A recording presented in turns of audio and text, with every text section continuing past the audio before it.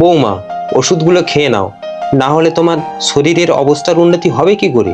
বাবা, আপনার ছেলেকে একটু ডেকে আনুন তো। এখন আবার এসবের কি দরকার? বৌমা, তোমার শরীরটা খারাপ, এখন তুমি একটু বিশ্রাম করো।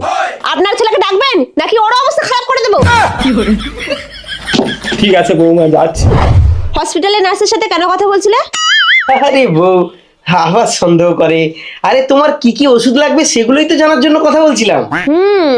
Good boy. তাহলে হাতে হাত লাগিয়ে হ্যান্ডশেক করছিলে কেন? আরে বউ, আবার সন্দেহ করে।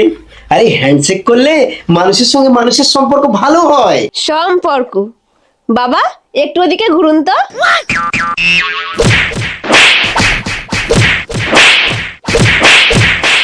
কচি, ওষুধটা খাইলে তোর শরীরের উপর দিয়ে যা ধকল গেছে, মনে হয় তুই কাল সকালে উঠতে পারবি না।